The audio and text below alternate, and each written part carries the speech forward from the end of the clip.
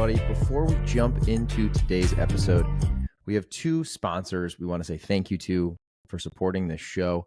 The first one is Routine. You guys have heard me talk about Routine, honestly, back from the early days of the podcast, and it's still a product I use every single morning. They have a prompt for me here. I'm going to do a little impromptu on this ad read today because honestly, this is a product that I truly believe in. And so I'm just going to tell you guys exactly what I think and why. First and foremost, this is a stat that they shared, but when you sleep, you lose between a pound and a half of water. And most of that's just sweating while you sleep. I used to not know if that was actually true, to be honest. I felt like a pound to a pound and a half of water seemed like quite a bit while I slept. But the one thing I did constantly pay attention to when I started using Routine was just the fact that before using Routine, I always felt a little dehydrated in the morning. And I'm one of those people that when I get up really early usually. I work out. One of the first things I do is some form of fitness. It's just like what I do before everyone's awake. And so it's very easy for me to grab a coffee, pre-workout, an energy drink, something with caffeine in it, and just go. When I am good about using Routine, first, I basically they come in these little single serve packets. They contain half an organic lemon, a tablespoon of apple cider vinegar, Himalayan sea salt, all 6 essential electrolytes, and they have no sugar in them at all. A lot of hydration products are going to have sugar. So one of the things about Routine that I love is that there's no sugar in there. So when I am good about doing this consistently, I will take one of those single serve packets, I'll throw it in my mixer bottle, and whether I also put in a pre-workout or something with caffeine or I just drink that separately, I try to drink that first. And the days I do that, I do genuinely feel hydrated and just have a different form of clarity all morning. A lot of people have tried to make their own homemade versions of Routine, right? You see people they take a shot of the apple cider vinegar, they put a little sea salt, a little lemon in a drink. This is essentially that, but in a product that you can take with you on the go, have it ready for you first thing in the morning. I know me personally, when I'm groggy rolling out of bed, the last thing I want to do is, squeeze a lemon, cut lemons up, go get the apple cider vinegar, find my sea salt. I just rip this packet open, throw it in my water, drink it, and it's good to go. You can try yours today. If you haven't tried it yet and you've been listening to this podcast for years, just try the damn Routine. Give it a shot. You can use code ShaneWhite30 and get 30% off your first order. So you get 30% off by using code ShaneWhite30 and go to yourroutine.com. To make it even easier, I've added the link to yourroutine.com in the show notes. So just click on the show notes for this episode, click on the link to yourroutine.com, and don't forget to use code ShaneWhite30. All right, guys, today's episode is also brought to you by NeuroRoast. Again, I'm going to go a little off script here. NeuroRoast is a product that I also came across during this year of 2023. They are a coffee company that's helping you optimize your brain function and overall well-being. This is another product that, to be honest with you, when I first started working with it, I was a little on the fence. I was like, do I really want to have mushrooms in my coffee?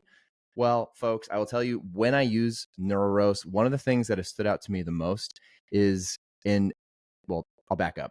People that know me know that I have way too much caffeine, typically. One of the things this year I've done a good job of is cutting out alcohol. Not completely, but predominantly, I don't touch a lot of alcohol anymore. What I think I've actually done the other way, though, is add a lot more caffeine. So I do definitely drink too much caffeine. That's something I need to work on next year, is to try to minimize how much of that. But NeuroRoast is something that has actually helped me because of the way they've formulated their coffee.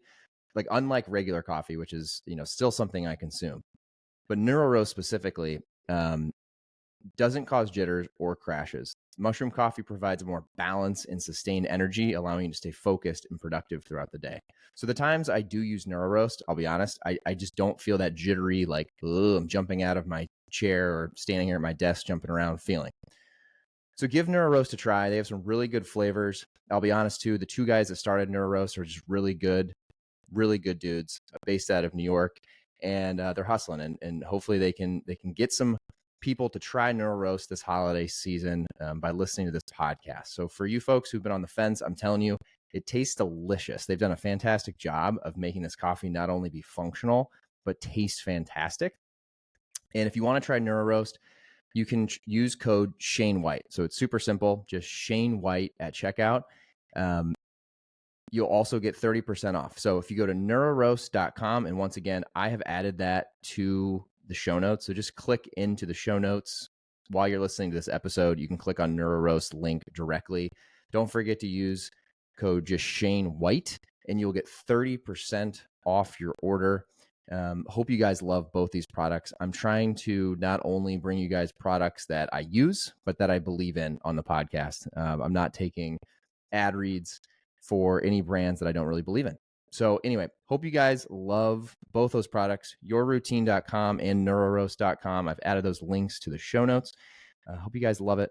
And I got an awesome guest coming up right after this.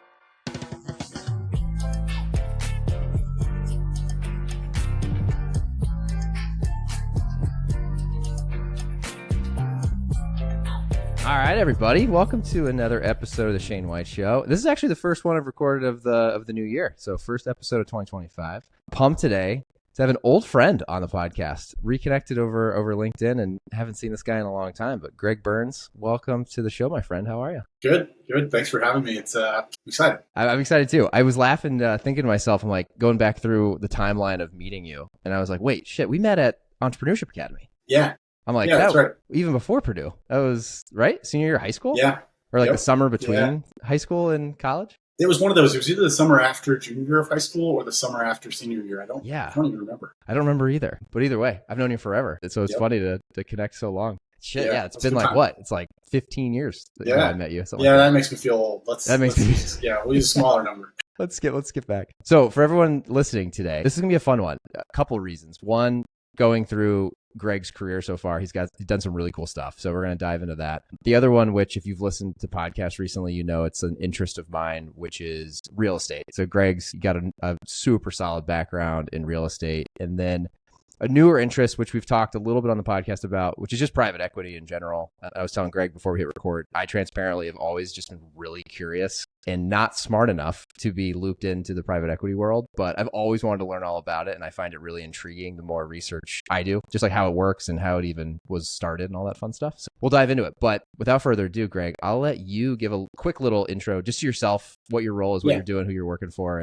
and we'll jump from there. Yeah, I'm on BlackRock's real estate private equity team on the acquisition side, which really just means my job, like everyone that looks at Zillow and gets to fantasize about buying the next house and getting excited about stuff, I get to do that for fun, but it's all commercial stuff. So we don't do any of the single family side. We do apartment complexes, office buildings, industrial buildings, retail, stuff like that. Okay. And I get to find those opportunities and pitch them to our clients, which are pension funds, insurance companies, and help them. Got it. Love it. Okay, that's a great way to break that down. Yeah. So one of the things we hit on right before that I think to give everyone a background, it's really interesting to see your career path because when I knew you at Purdue, you were studying mechanical engineering. And to think you went from mechanical engineering and now you're working in private equity in real estate, to me I was like, how the hell did he go from that to that? Yeah. So do you mind giving everyone just a little bit of a background on, get a mechanical engineering degree and then what happens? Yeah. I would say I don't think I knew that this world existed when I was at Purdue. Like we talk about finance and we talk about engineering and we talk about agriculture at Purdue. That's really those are the worlds that are the options. Yeah, sure. We were talking a little bit earlier. Like I thought my junior year I almost switched out of engineering and switched to building construction management because I had this itch to be involved in real estate. Really, what I thought was the closest I could get to real estate, which was building new properties, renovating stuff, being able to take a vision of what a property was and take it to the next level.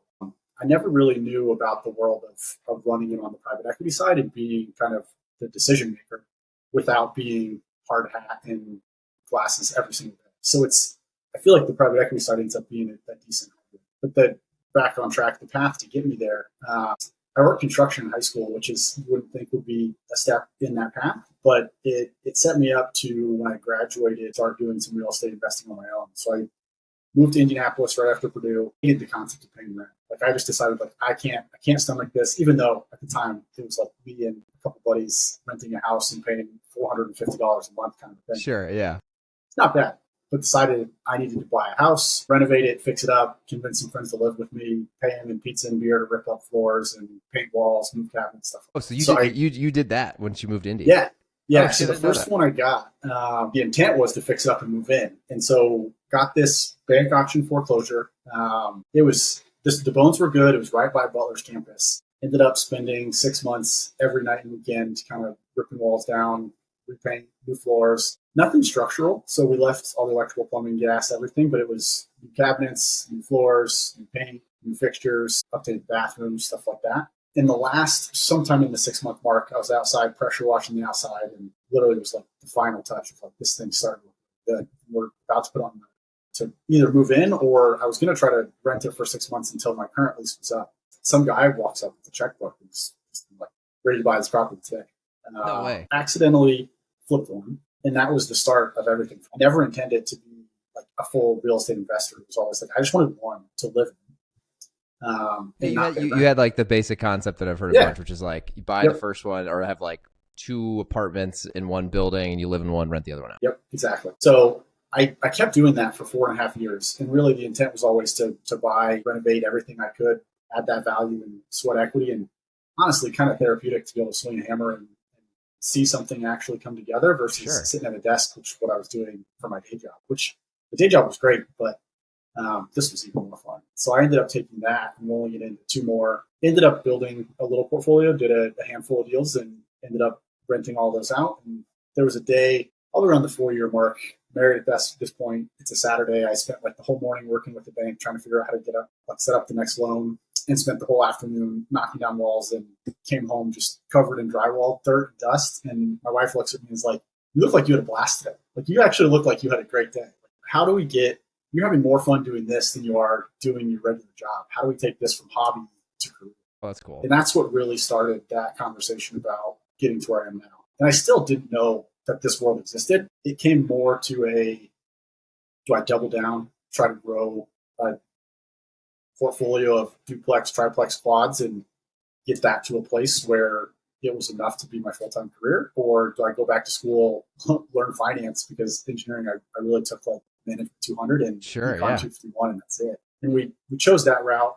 This can be a longer conversation if you want, but I think a lot of smart people have tried to do the single-family home play, and a lot of people have tried to build that economies of scale, and a lot of people have blown stuff up trying to do it.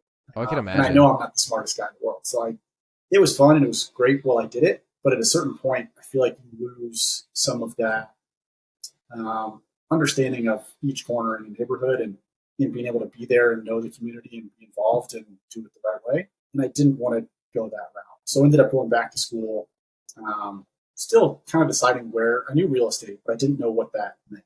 Spent the 2 years I was getting my MBA figuring out what the different aspects of real estate are, everything from really as close as you get is construction, and then it's development, and then probably the private equity side.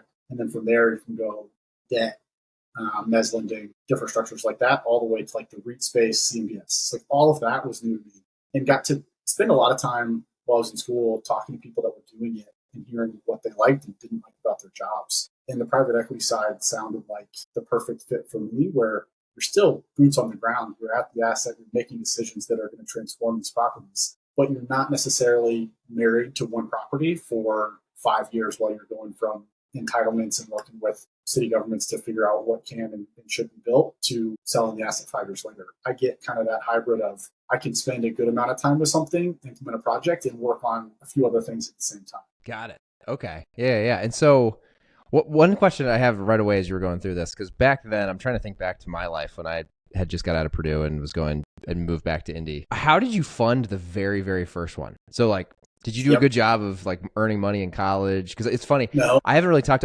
I don't know if I've really ever talked openly on the podcast, but like right out of college, I was broke as shit. Like I had not saved any money. I think I blew most of it at the bars. Yeah. Yep. I wouldn't have been able to like put a down payment on even a shitty house. I don't think, not back then. Yeah.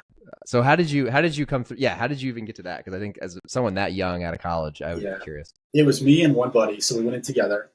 That helped. And when we talk about like, this was a bank auction foreclosure. We had showed up on a Tuesday to whatever the auction was. And we kind of had our eye on this property.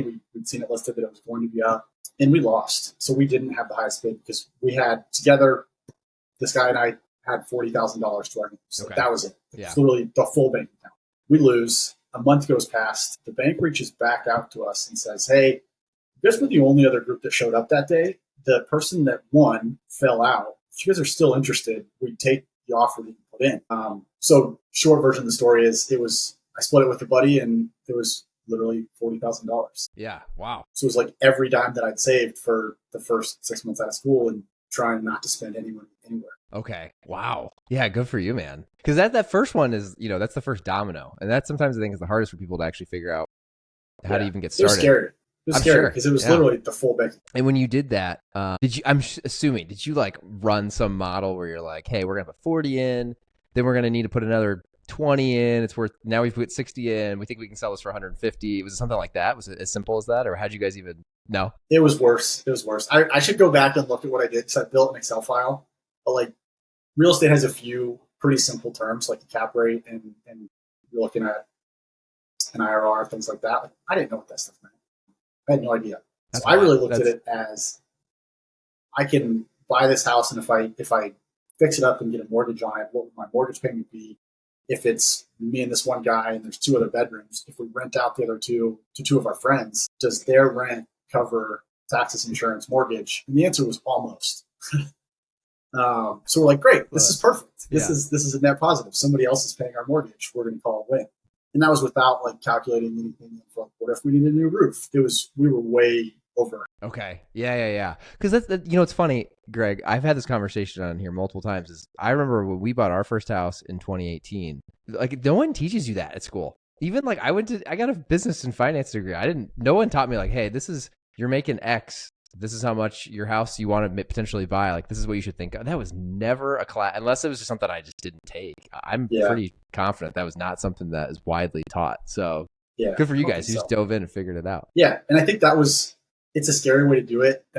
If I hadn't done that one, I think it probably would have been another year before we did it because I would have gotten cold feet. But that one was kind of like they came back to us and we had a day to decide and it was, all right, we 24 hours, let's do it. Yeah. You're like, fuck it. We got to jump impulsive in. And it could have been bad. Like it could have been bad. Right. And do you think, I mean, hindsight's 2020, you guys get this awesome deal quickly. Do you think if it wouldn't have been a really healthy, positive flip, do you think you would have still been pumped, or was it like a spark for you where you're like, oh, interesting? Yeah. I don't think I would have known that it wasn't a home run for years because I would have lived there. Like I wouldn't have known for a long time. And I don't think I would have been as pumped. I think it would have been fine. And I would have been like, yep, I met my goal, but I probably would have only done that one. Okay. Got it. And I would love to bounce to the other piece you hit on, which I think is really important because this is where I probably sit even. And I know other people listen to this podcast that have reached out. I think it's a common one is, so you were pumped. You were ready to like roll your sleeves up and like flip a house. Yeah. I'll be super blunt, not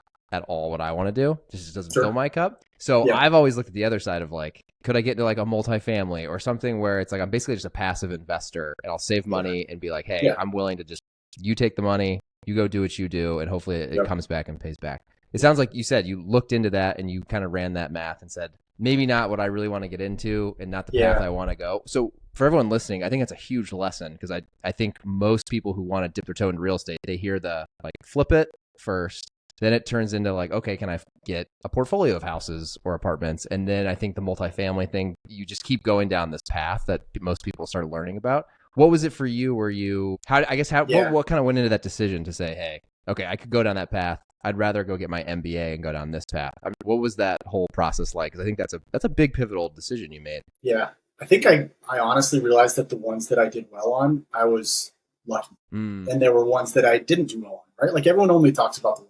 There were losses, right? Okay. Like there were ones that were there pretty bad ones? Not like lost my shirt or anything, but there were ones that were like, all right, 6 months in, this isn't what I thought it was. And it was because I didn't know what I was doing. I think when I talked about how I ran my financial analysis on the first one, I kind of used that model for the next couple. And it wasn't enough, right? Like I should have done more analysis on like, what if I need CapEx here and there? What if it doesn't rent right away? It's not like Indianapolis is stuff goes the day you list it. Like you're going to have a few weeks where you're touring people through, and I've got a day job. And so I've got a schedule around when can I go down to show people around? What can I do?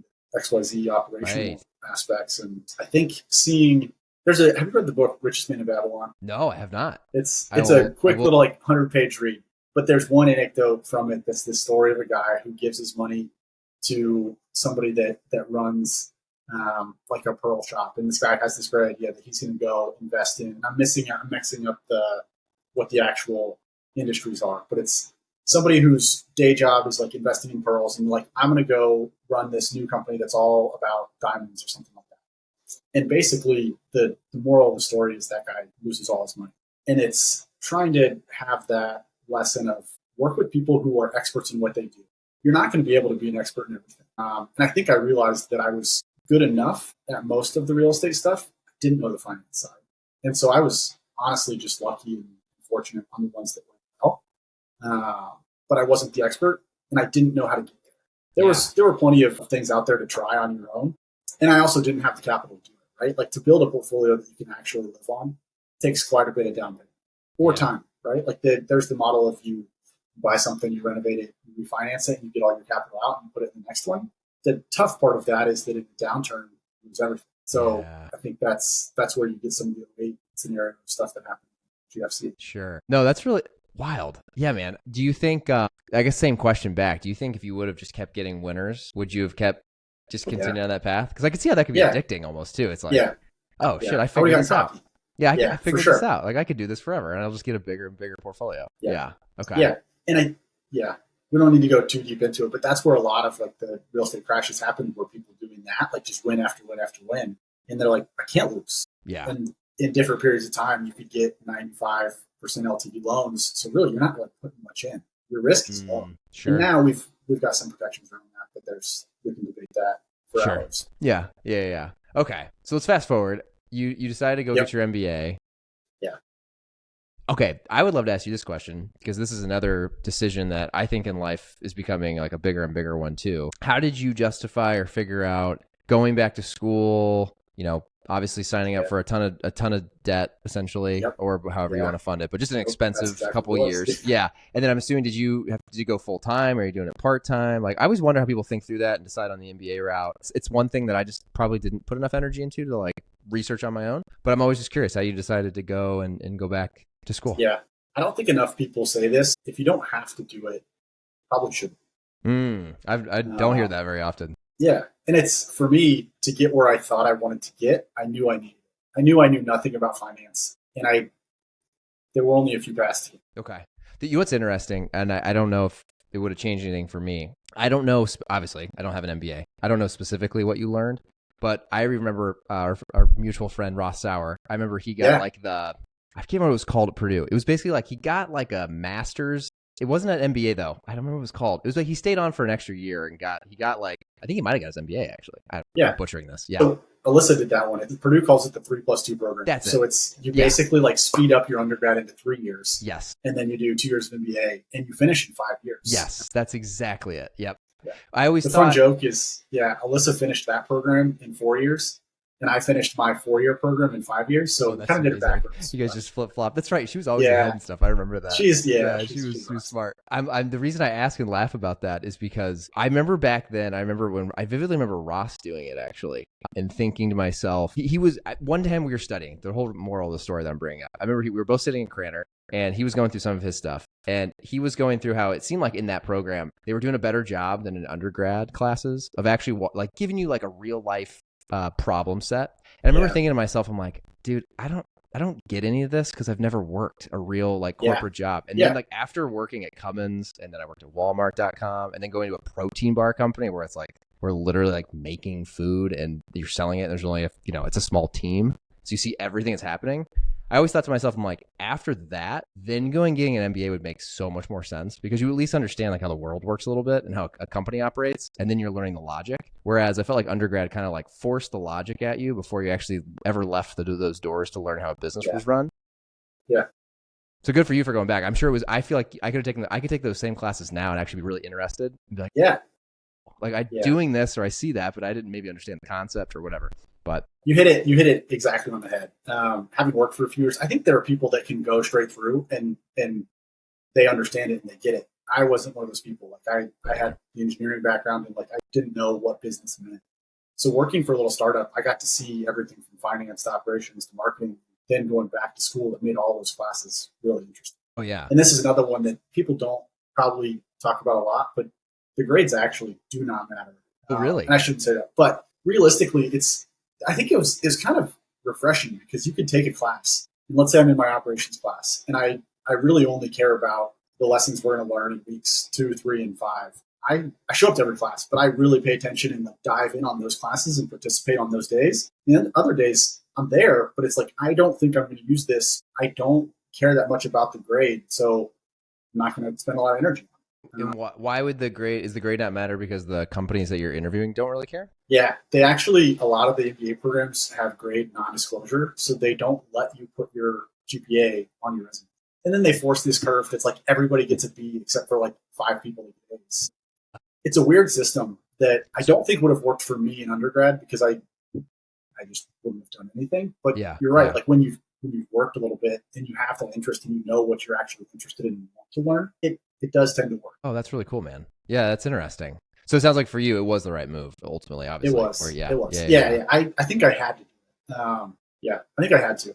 Okay. To get to finance and to get to a company like BlackRock, I think it was necessary. Yeah. And I even think with that, I was extremely blessed to be able to land where I am. One of those things where like you look at the circumstances of how everything lined up. It's like I was underqualified for this job and just happened to sit next to the right person in the interview and it all went the right way. Yeah. It's weird, right? I feel like now that we've been out working and doing things long enough, you do start to see how it's just like circumstances are so much of the equation. So for you went to NYU, right? Am I correct in that? That's right. Yeah. So you go to NYU, so you get to go to New York. Probably a big jump from middle Indiana to going to New York.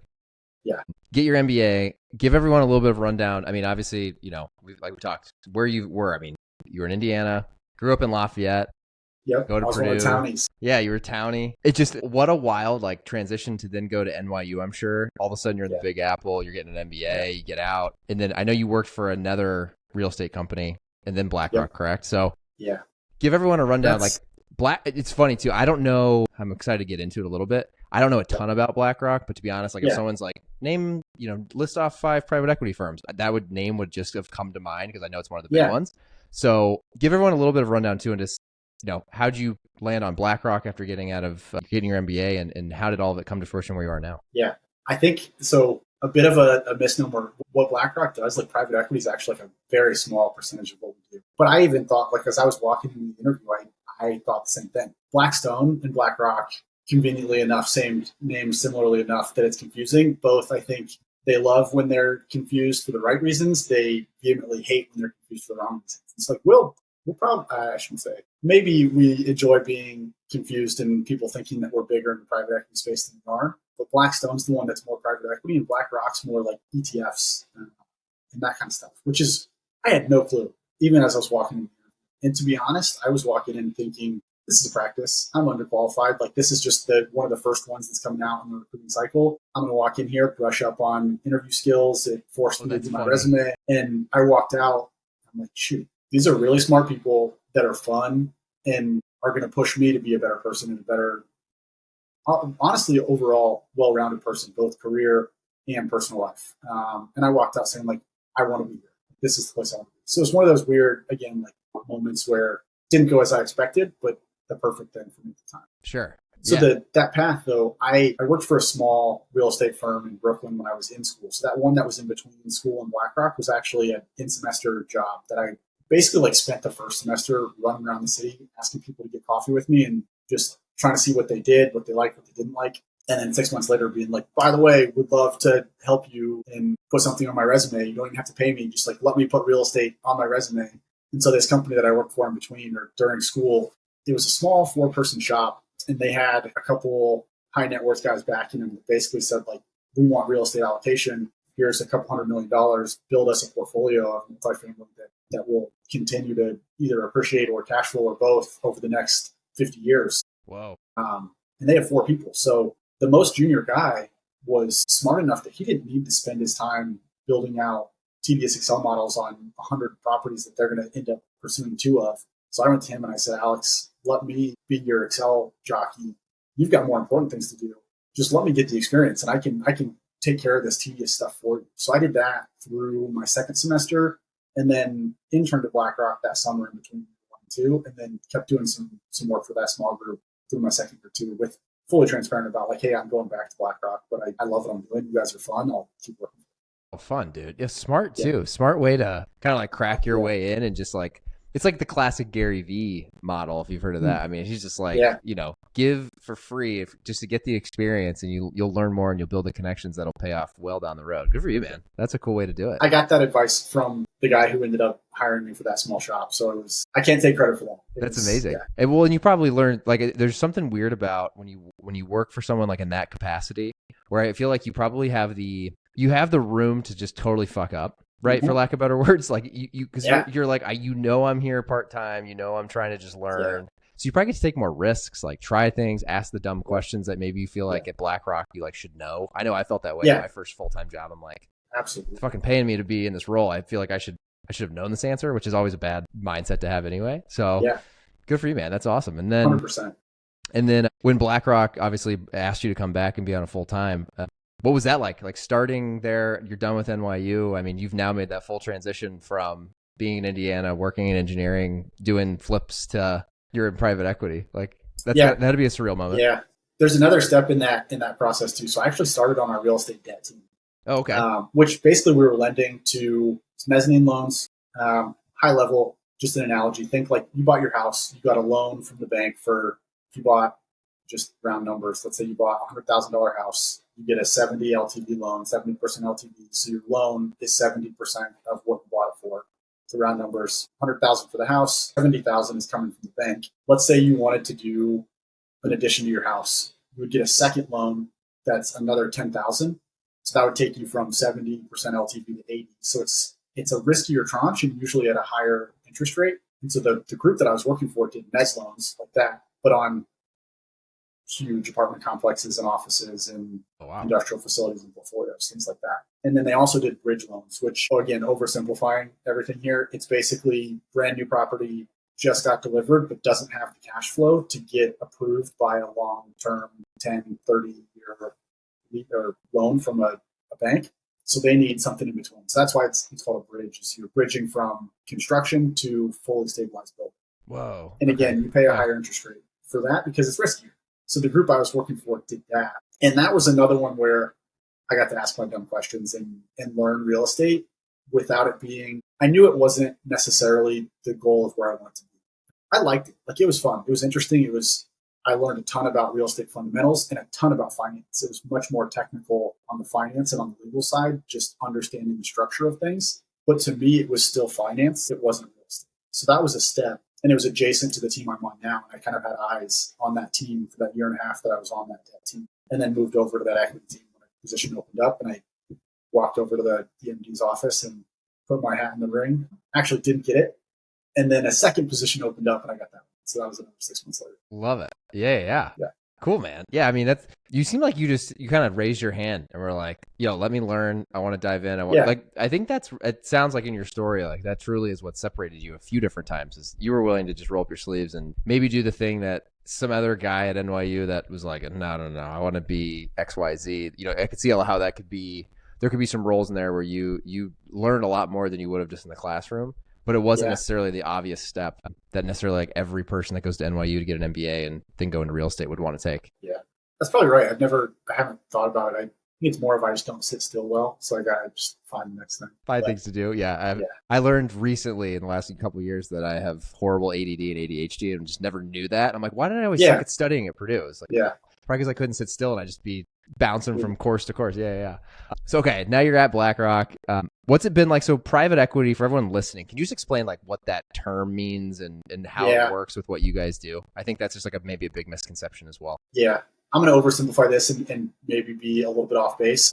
Really, the way I look at it, real estate private equity, I even hesitate to call it real estate private equity because it is relatively different from true traditional private equity. True private equity is you're buying companies. And I guess you could say like real estate private equity is the same. Like you're buying a property that is in essence its own small companies. Like we would form an LLC that operates that property. The private equity side, usually you're buying a company with the intent of either holding it or combining several companies that do similar things and getting economies of scale and then ultimately increasing the value of that company.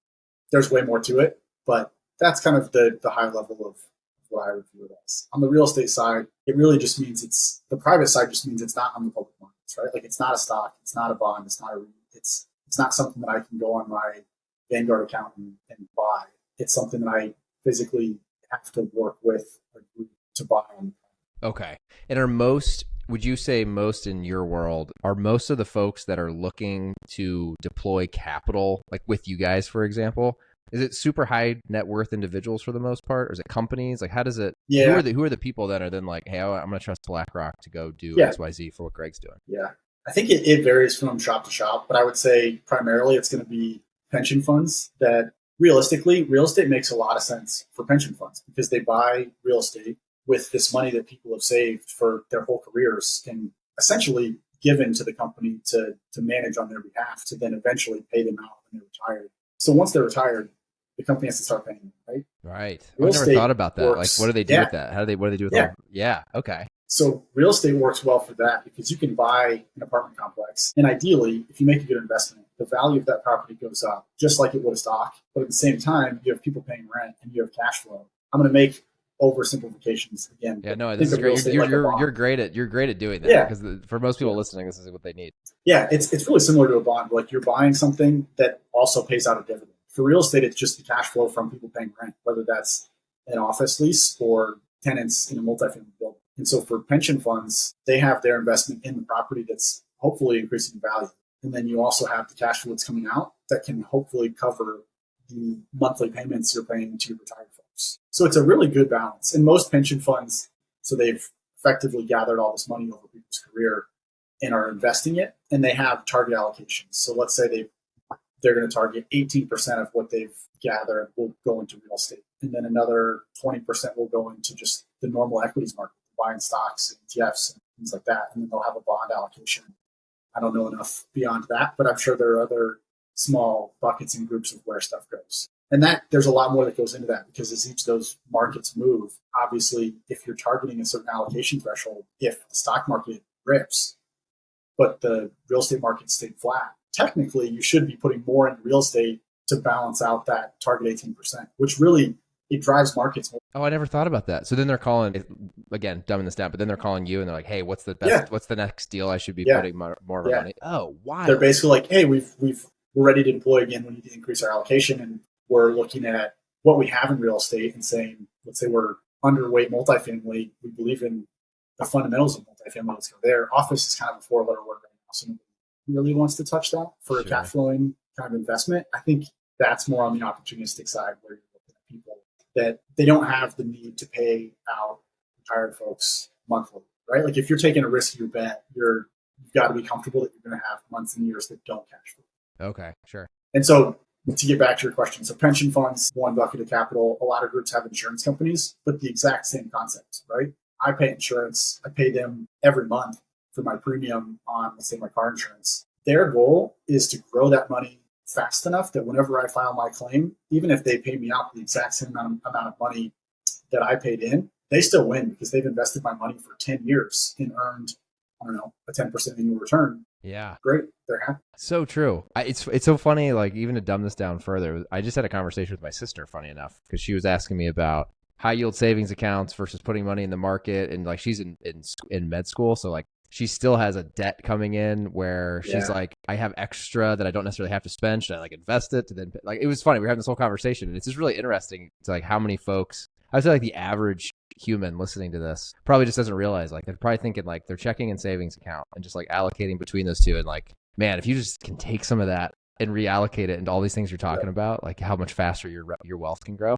Wild, man. That's so cool. So what has been for you, I mean, now in this position that you're in, and obviously you've moved up a couple times, has there been any major big surprises like you've learned in this industry that you're like, oh shit, I had no clue that this is how that you can share, obviously? Yeah.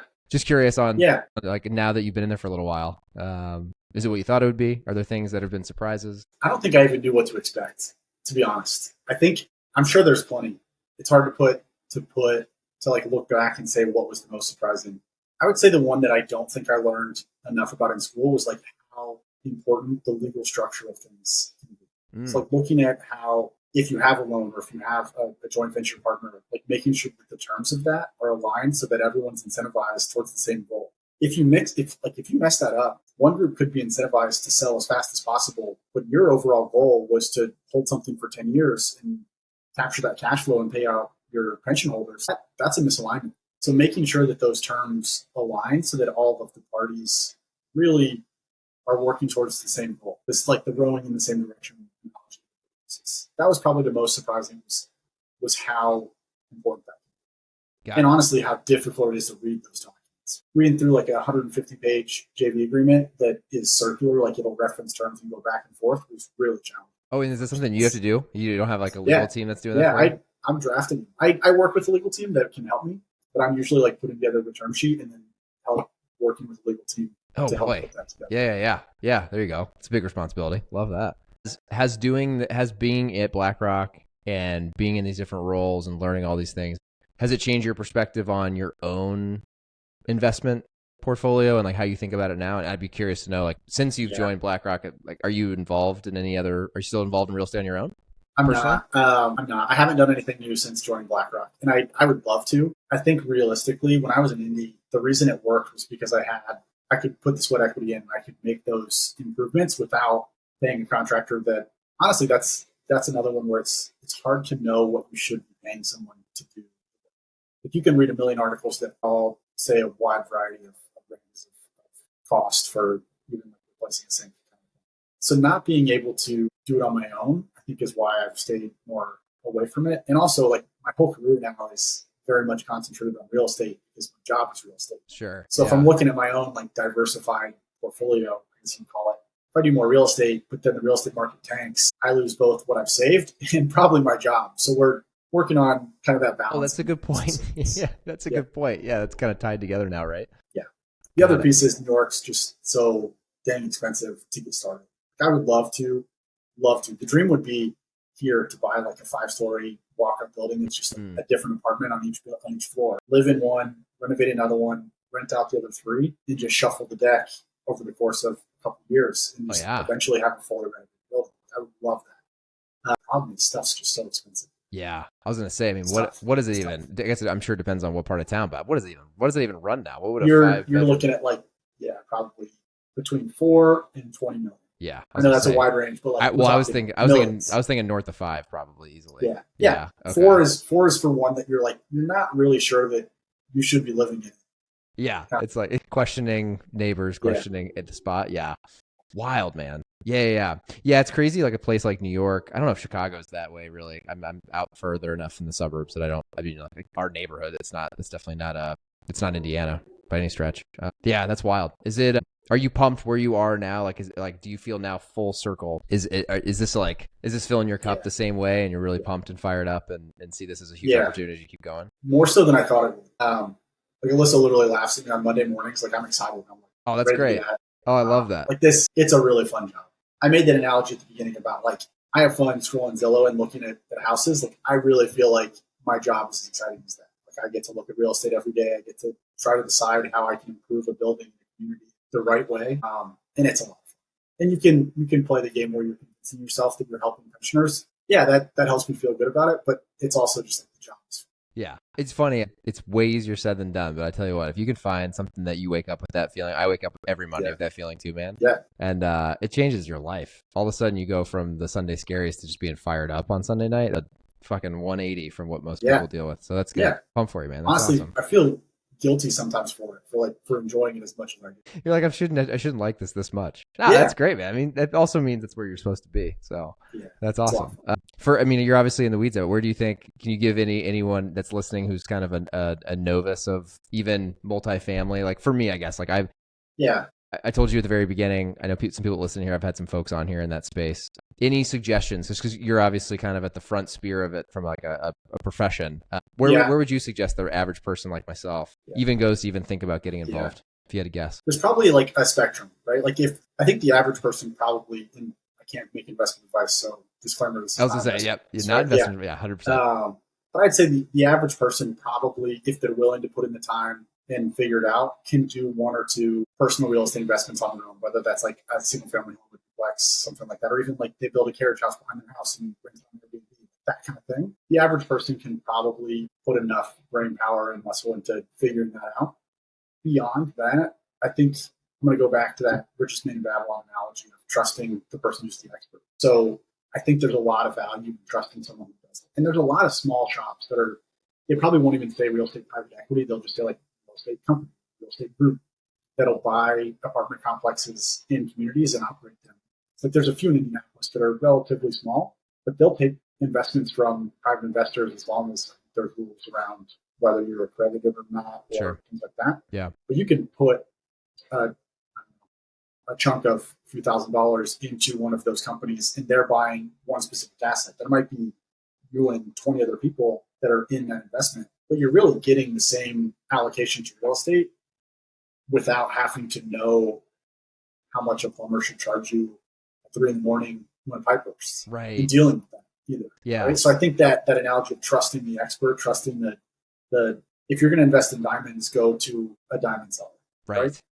Don't try to make the diamonds or go find the diamonds yourself type of thing. Yeah. I love that analogy. I'm going to make that. That's a goal of mine now this year. I just want to get into, I think just like I was saying to somebody on a recent podcast where I said, I feel like real estate to me is one of those things, and I fall victim to this, where you can have analysis paralysis forever because you can read all the books, listen to all the podcasts, but ultimately until I think you just get into a deal and just risk something and learn and ask questions just like you did. And so we've talked about this whole podcast. You're just going to sit on the sidelines. So I need to do that. That's a takeaway for me today. I just need to get into one and just try it out. And if I lose my hat, but you learn along the way. That's the whole point. Yeah. And the key is when you're getting started, make it small enough that you're not going to lose sleep. Yeah, exactly. I think a lot of people say that about most investing. So investing is really more about your tolerance for risk and what you can handle in terms of what can you invest in to get the maximum return without losing sleep.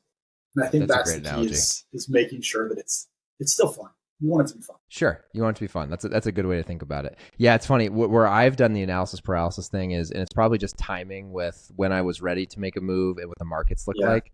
I keep looking at things and I go, I'm running the numbers and I think to myself, the market's been doing so well and it's basically liquid. It's been a struggle for me to be like, I'm tying something up for 3-5 years maybe. And then it just seems, I don't know, it's more of a math thing to me, which is probably, I'm just not thinking of it properly because it should just be a diversified piece of my whole portfolio probably. But I keep thinking that way. Yeah, I keep thinking I'm like, it just seems like such a hot time. Wrong. Yeah. It's, if you look at like long run real estate appreciation averages, the last 3 years, even though sure the real estate market's ripping, we probably would have been better off being in an ETF that just tracks the S&P 500. Yeah. That's kind of what I've been doing. And it's done fine, you know? And again, not investment advice, but just saying you've got a little bit more optionality. Real estate, it's all about location. Okay. And it's the bad one of location. Yeah. Three most important things. Yeah. And I think it's easy to get into real estate for the sake of getting into real estate instead of getting into real estate. Okay. Yeah. And there's... Is it also smart? I mean, again, now I'm getting back to more of a personal side of things versus like your profession, but I think I've always thought of it too. Like I always look at things on a spreadsheet. So it's pretty simple math. But when I think about people who I've learned from who've seemed to really done something for themselves in real estate, it's because they've been able to snowball the investment. So think about it. Everyone I've talked to has been like, think about it for a lot longer time horizon than even what you're putting into the market. Because you should just take the winnings from the first one, if there is winnings, and reinvest it and just keep rolling it. Everyone that I know is like, it's stuff that I'm putting away for decades probably, with the hope that decades from now, I think that's the struggle for me. I'm like, I get it, but I can do that with other stuff. I don't know. Yeah, I think, and there's different strategies. I think that's my style, is thinking about really long term. So effectively, like if I were building a small real estate portfolio and all it does, the income coming in from renters covers the taxes, insurance, and mortgage, it's like, sure, that doesn't feel very good for 30 years, but 30 years later, my mortgage is paid off. Now I have, I don't know, $2 million worth of real estate, and I just now conveniently timed around when I'm going to retire, don't have to pay thousands of dollars in mortgage payments anymore. It kind of builds that concept of someone else built you an annuity. Yeah. It's a good point. I mean, I'm sure I don't know if you feel this way. I'd be curious because you focus on real estate. I really started taking the stock market seriously when I was starting to make money. So 2014, I always say. So it's like year 11 of like taking it seriously. And I think now I'm like, shit, 2014, 15, 16, I should have taken bigger bets. And that's like such a small period of time for us in our life. Yeah. We're young, we're like early 30s. So, but I think back now and I'm like, you don't want to think that, you don't want to like, if you would have done real estate all the way through your 30s and now you're in your mid 40s, you don't want to look back and then be like, fuck, I should have done some of those because now I'm a decade behind those. I think the funny thing is that they probably felt like bigger bets back then. Yes. of course. Or like you Yeah. felt like you were risking so much, and then you're like, oh, Yeah. you could have just kept going. But obviously, Yeah. hindsight's 20. It's easy to say that for sure. Yeah. I know we're up on time. So 2 last questions, Greg, I ask every guest on here. I'm excited to hear yours. First one is just source of knowledge. You've given a good one. I wrote that down. I'll put that in the show notes as the richest man in Babylon. But anything else that pops up fresh of mind, whether it's a book, a podcast, an article, just something that pops in your brain that the listeners today could go learn from. Yeah. There's a quote, and I should know quotes better because I'm not going to get it exactly right. But I think it was Mark Cuban that made some quote about books in general. Books are the best bargain you'd ever have. You get for $20, you get someone's entire wealth of knowledge. So looking at that, so there's a million books out there, and I think I'm guilty of reading too many to the point where there's no way you can implement everything from every book. You and me both, man. But if nothing else, it helps you. It motivates you and gets you excited about thinking about things a little bit different each time. So if you use that quote from Richest Man in Babylon, I'll look up what the actual industries were. It's like pearls or diamonds or something, and I'll get you the right quote. But okay, yeah. Same thing. I just think books in general, whether you're listening on Audible or actually sitting down and reading, it's a good value in terms of learning someone else's wins and losses. Yeah, and really today's day, it's probably a podcast, right? It's the same concept for sure. Yeah, definitely. Think about even today, all the stuff you've delivered. Even someone who's been like debating whether they want to get their MBA or go into real estate. Yeah. That could be the difference. It's funny. I was having this conversation with my wife the other night. I said, what's crazy? We were talking about family and friends, just people who don't want to think about, people that don't really think to listen to podcasts. And when I bring them up, they're like, what are you talking about? And the whole point of me saying this is I started really listening to podcasts when I was driving to Cummins, an hour each way. And I'll never forget that first time I went down there, it was an hour drive. And I remember putting a podcast on, and on the drive there and the drive back 2 hours, I almost finished a Tim Ferriss podcast. And so I was hooked ever since then. But the point of me saying that is it's fucking nuts to think about. Over 11 years ago, I started listening to podcasts, and I've listened to hours a day, it feels like, between work and working out and everything. How much, if you add all that up, how much time, whether it's a book, an Audible book, podcasts, it's just an immense amount of knowledge that people that listen to stuff are just getting ahead, in my opinion. You just hear about stuff, you learn stuff quick. It's nuts. All right, so I'll put that one in. The last one, this is my favorite question, Greg, which is just, how do you get shit done? So working at BlackRock, you're a married man, you have lots of other things going on in your life. Do you use pen and paper? Are you an apps guy? How do you organize your goals, your daily tasks? How do you just get shit done and hit the goals that you're trying to achieve? Oh, did you really? Mm-hmm. Yeah, I love that. It's funny. This is episode 260 something, and I would tell you 99% of folks have said that, basically the same thing, pen and paper. It's really interesting. It's a lot of high performing people tend to use some of the simplest tools. There's probably something to that, and why it's been around for so long. Okay. Well, I mean, do you have a pile of them? Do you keep them? So that's cool. I mean, if you've been doing it since college, you've got a shit ton of them. So that's cool. Okay. Love it, man. Very cool. Well, Greg, thank you for the time, man. I appreciate it. It was great catching up with you. So pumped for all the success and all the cool stuff you're getting to do. And next time you're in Chicago or I'm in New York, I'll definitely hit you up. Awesome, man. Well, thanks again for the time, and I'll talk to you soon, buddy.